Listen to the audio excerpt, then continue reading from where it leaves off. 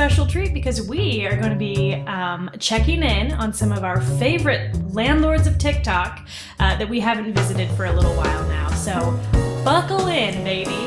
Let's open a little lovely here.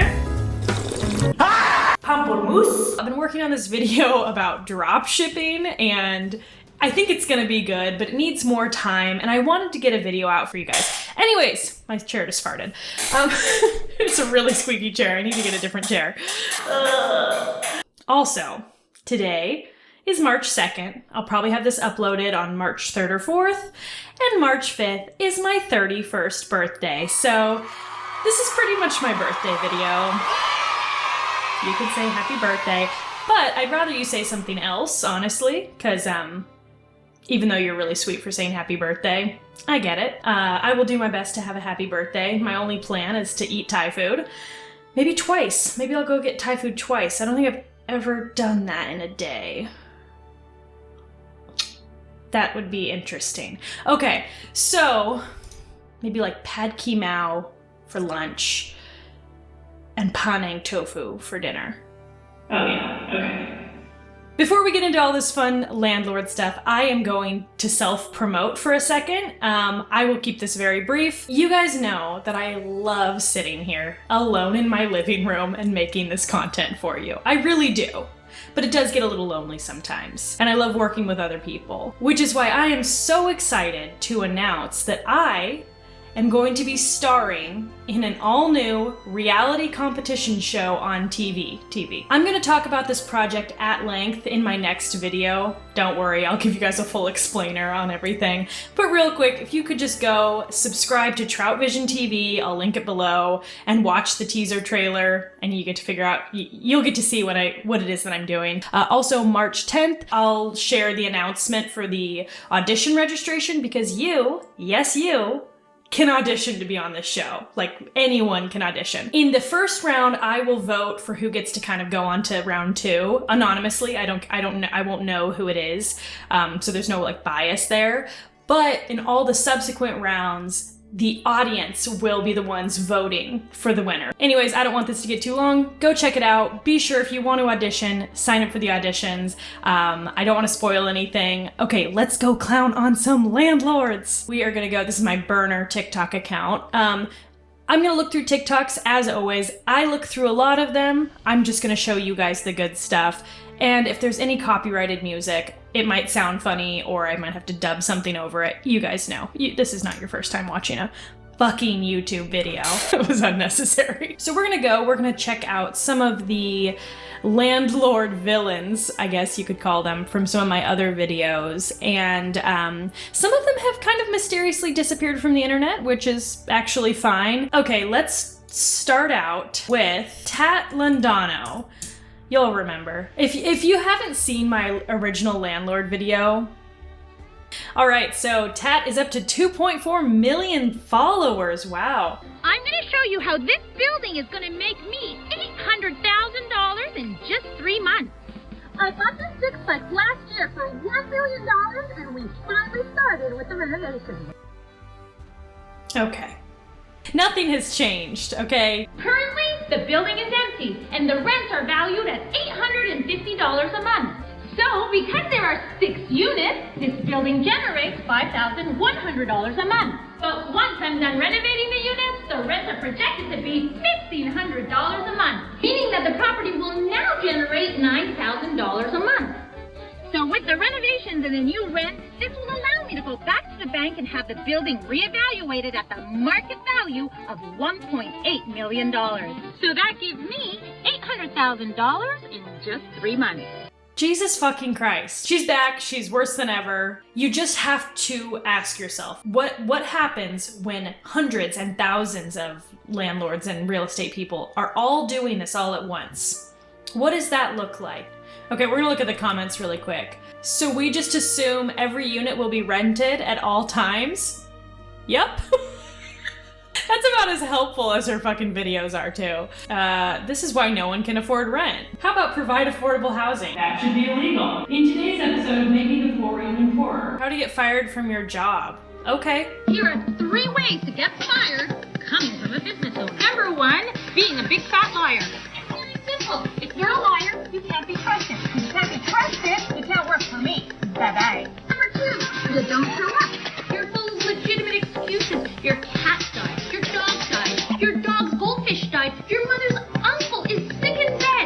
Whatever it is, you're unreliable and you can't work for me.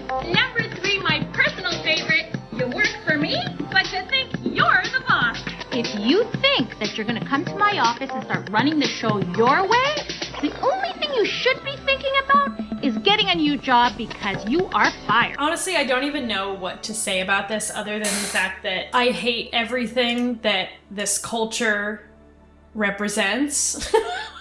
I hate her attitude. I hate the sort of indignance she has about her power over others being questioned or called into question. Just all of it. It's just gross. Okay, we're gonna switch over. We're gonna go check out, oh god, Addison Jarman. Let's see if she has any, oh, she's got an NFT explained. Let's see if she has any landlord ones recently. Is it true real estate made you a millionaire before you were 30? Yep, it's a great investment. I believe you, but I don't have the funds to buy a property. You could try a fixer-upper, buy the home discounted, and then fix it up yourself to save money. Yeah, I don't have time for that. Okay, you need to check out Fundrise. It's completely passive, and you can start investing in real estate with as little as $10. Whoa, how does it work? They own real estate all over the US, and they do all the work, buying the homes, property management, etc. Sounds perfect. How do I get started? Check them out. They're linked in I don't know what the fuck Fundrise is, but I hate it. So obviously this is just an ad, which is par for the course. Most of her content is just get the link in my bio. This is just nonsense. It's they keep adding these third and fourth and fifth parties to the real estate game. So this company called Fundrise owns houses. What do? You invest in a piece of a house?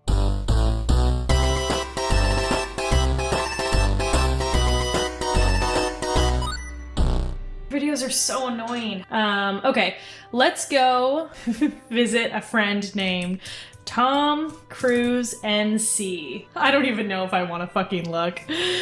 Thing is, sometimes his videos are really long. Okay, let's go to the gentrification one because I feel like we can have a conversation about this. It says, reply to Bree whatever, is Section 8 investing gentrification? By the way, I do feel like, while my critiques of Tom in my first video about him, I'll link it below or here or something, I do think that there were some things in that video that I didn't necessarily argue very well, but everything about what he does feels so icky. I got a lot of heat on that video, I'm not gonna lie. That video, I think because he posted about me several times on his TikTok, I mean, he's got I don't know, 1 million followers or something, and a bunch of people came over to my YouTube channel and called me fat and ugly and stuff. The point is, he is doing sketchy fucking shit, and a lot of people were saying, oh, someone has to be a Section 8 landlord, we need more Section 8 landlords. He's not just being a Section 8 landlord, he is leveraging the system in a way that is getting him massive wealth. We need a way more robust public housing program that allows people to not only rent better apartments and better homes for longer with more stability, but we also need rent to own options through the federal government, because people like Tom Cruise have made it so that buying a home is becoming harder and harder for regular people. Let's see if he's changed his shtick at all. I've never been called a gentrifier, but I will answer this very interesting question. Do you have a video explaining what I'm doing with properties and how it's not gentrification? Merriam-Webster defines gentrification. I don't know exactly what it is that the person was referring to, but if I had to guess, it's just the fact that he's buying hundreds of houses and then renting them to Section 8 tenants. I don't really know if that would count as gentrification necessarily, because gentrification would probably be more pushing lower income people out. So I'm guessing that's what he's going to argue, is that he's not gentrifying. Another big issue I have with what he's doing isn't just that he personally is going around and buying up all this Section 8 housing to make himself wealthier.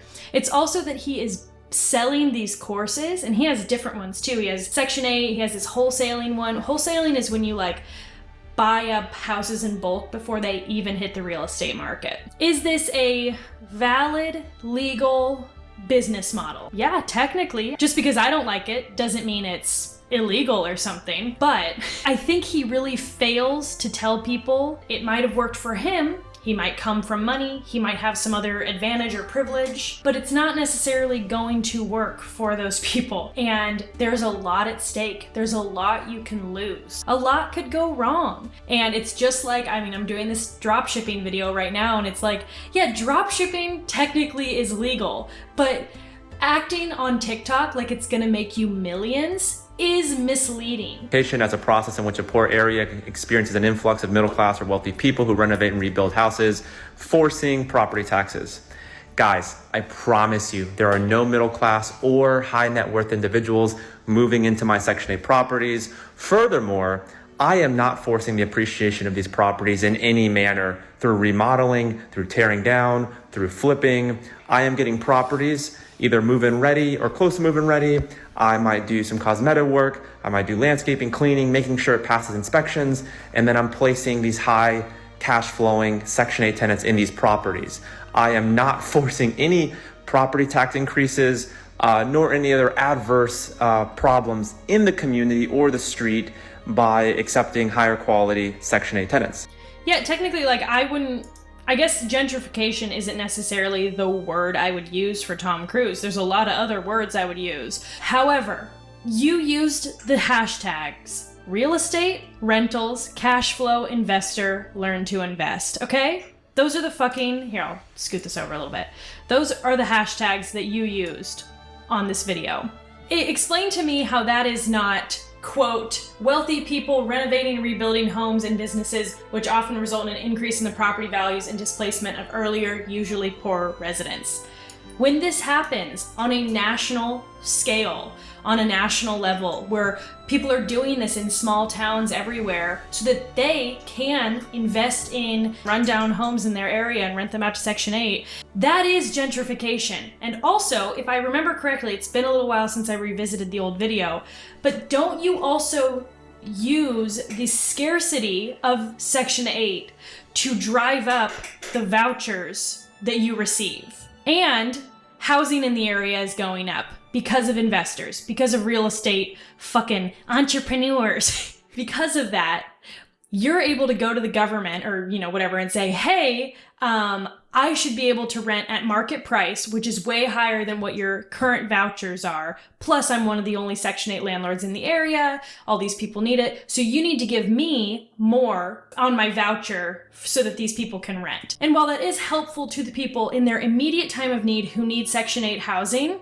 from the government, what you're doing is you're profiting off of local gentrification to drive up how much the government will give you through the voucher program. So even though you might not necessarily be pushing the poor people out, you're kind of playing into local gentrification happening. So how do evictions work? This is a very unpleasant process that not many people go through in their lifetime, so I'm gonna explain how it works step by step. In the great state of North Carolina, actually a lot of people go through eviction. How many people are evicted per year, USA? 1 million evictions. In the state of North Carolina, it is shockingly easy to get rid of a shitty tenant.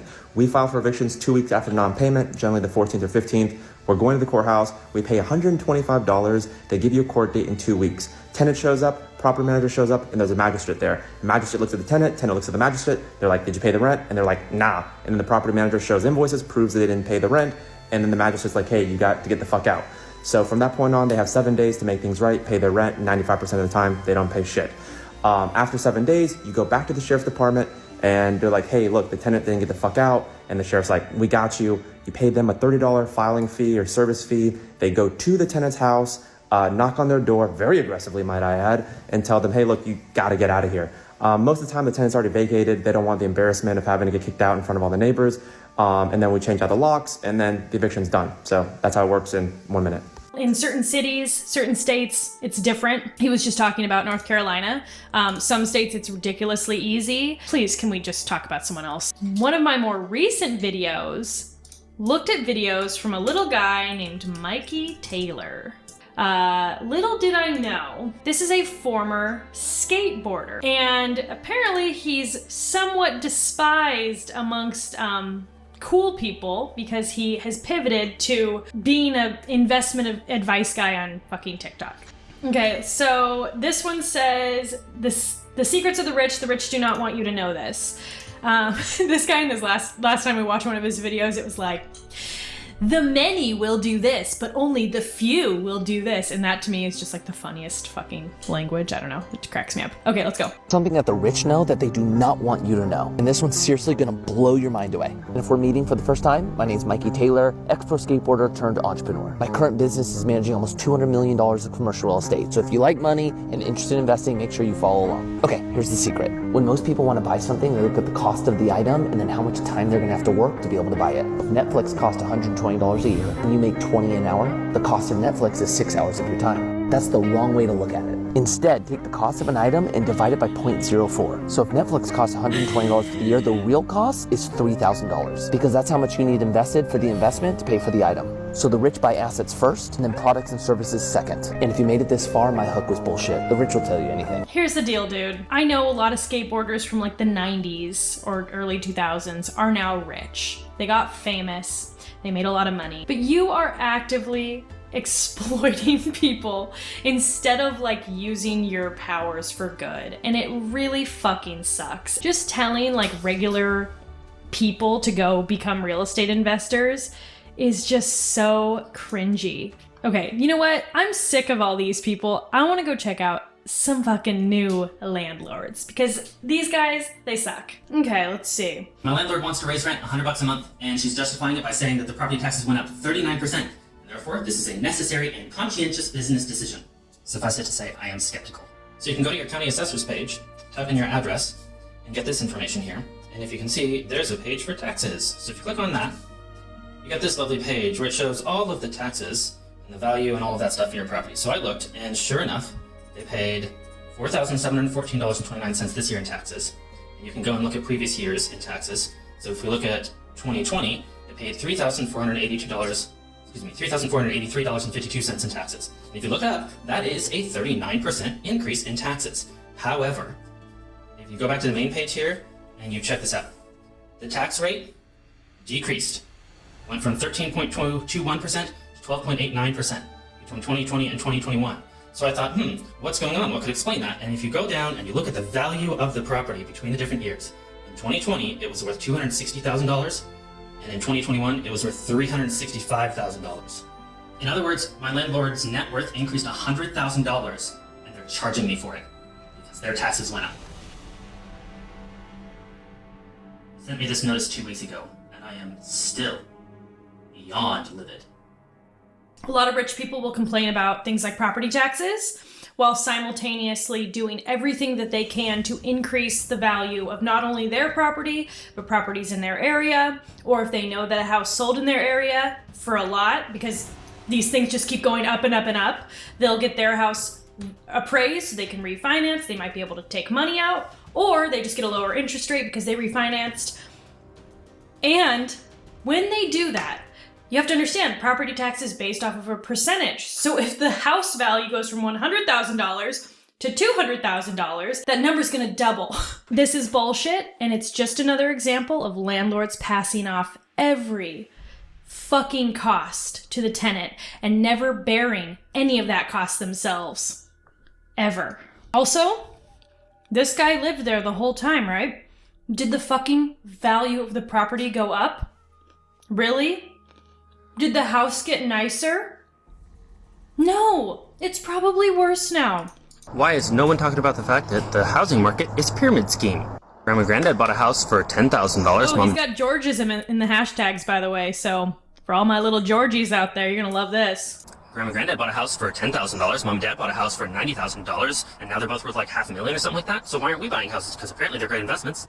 The problem is that a house is not actually an investment. An investment is in something like a business, where you put in money and the business becomes more valuable. You don't expect your car to get more valuable over time. You don't get your computer to be more valuable over time, and yet we expect our house to be more valuable. What's going on? There's an assumption in the housing market that if you buy it, you can sit on it and then sell it for profit later. This is the same business model as LuLaRoe. With a typical pyramid scheme, there's an assumption that there will always be a downline, and the problem is that eventually you run out of downline, and the last people who buy in get screwed because there's no one else to buy it, and so the prices bottom out, and they're stuck with a bunch of inventory and no one to buy it. And we're seeing that a little bit with the increase in homelessness, but because housing is a necessity, what we're seeing on a larger scale is that the downline is becoming fewer people with more money and more land. Imagine LuLaRoe, but if you don't buy leggings, you die. Someone came to visit me mid-rant. So rich landlords enter the market, buy up all the housing, raise the prices, and push out the poor people. You know what that's called? Gentrification. Except this time, instead of happening to a neighborhood with a low socioeconomic status, it's happening to an entire generation. This is why the idea of housing as an investment is fundamentally incompatible with the idea of housing as shelter. It cannot be both necessary and have a value that outpaces the wealth of a generation. So I guess I answered my own question. The reason I was talking about why housing is a pyramid scheme is because the only people who know are the landlords who are profiting from the fact that no one else knows about it. If you want to learn more about it, read Progress and Poverty by Henry George. Tommy Cruise, if you're still watching this, can you really reconcile the fact that you're teaching people that real estate is this investment game when you also have to admit that real estate is something that people need to survive? Or not real estate, but you know what I mean? The concept of housing, land. This is the same fucking people that will complain when they see a fucking homeless person. Not this guy. This guy's awesome. His name is Jekazer. Seems cool. Let's see if we can get a little palate cleanser for the end of this video here. Oh, hey, here's Mike Racine. Hey, buddy. Talk to my landlord. Yeah, here's your money. Thanks. Hey, the place looks nice. Do not make comments about how I live, Steve. I appreciate that you shaved for this bit. Okay, it's none of your goddamn business. Sorry. Also, just want to let you know, Saturday, we're having a little barbecue in the courtyard if you guys want to come down. Yeah, I'll be honest, I cannot think of anything I want to do less. Stop trying to be our friend. It's really pathetic. Is everything okay in the apartment? Do you guys need maintenance or any type of... That's how everybody should talk to their landlord. Your boss is not your friend. Your landlord's not your friend. Be sure to go check out Trout Vision TV and see what I have in store for all of you guys, because it's gonna be insanely fun. I hope you enjoyed this video, and yeah, next time maybe we can do this, but I'll go live and do it, and you can join me for that.